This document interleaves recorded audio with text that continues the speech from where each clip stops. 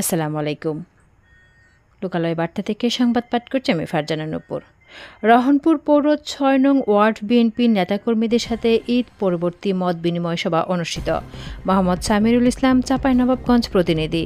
চাঁপাইনবাবগঞ্জ গোমস্তাপুর উপজেলা ঈদ পরবর্তী সময়ে রহনপুর পৌরসভার ৬ নং ওয়ার্ড বিএনপি নেতাকর্মীদের সাথে মত বিনিময় সভা করেছেন গোমস্তাপুর উপজেলা বিএনপির সদস্য সচিব অ্যাডভোকেট নুরুল ইসলাম সেন্টু ও রহনপুর পৌর বিএনপির আহ্বায়ক এনায়েত করিম তৌকি। সোমবার ৯ জুন রাত ৮টায় রহনপুর স্টেশনের দ্বিতীয় প্ল্যাটফর্মে এই মত বিনিময় সভা অনুষ্ঠিত হয়।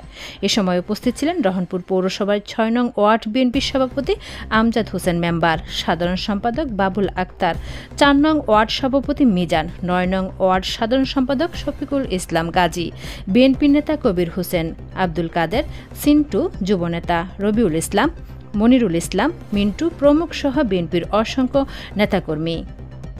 ধন্যবাদ লোকালয় বার্তার সঙ্গে থাকার জন্য। আমার বক্তব্য শেষ করছি। খোদা হাফেজ।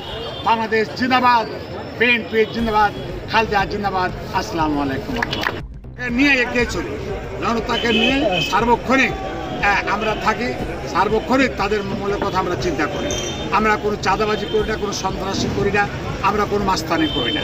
যদি করে এলাকার লোক একটা ব্যক্তিও বলতে পারবে না যে, কারণ বহুত কিছু ঘটেছে। ইতিপূর্বে দেখা গেছে টেন্ডারবাজি থেকে শুরু করে অনেক লুটপাট হয়েছে। তার কারণ আপনারা জানেন ইতিপূর্বে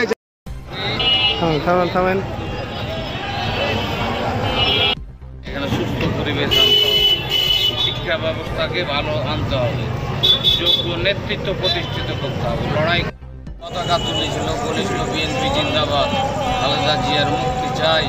তারাই হচ্ছে বিএনপির সৈনিক, তারাই করে আমি আমার বক্তব্য শেষ করছি। খোদা হাফেজ। বাংলাদেশ জিন্দাবাদ, বিএনপি জিন্দাবাদ, খালেদা জিন্দাবাদ। আসসালামু আলাইকুম।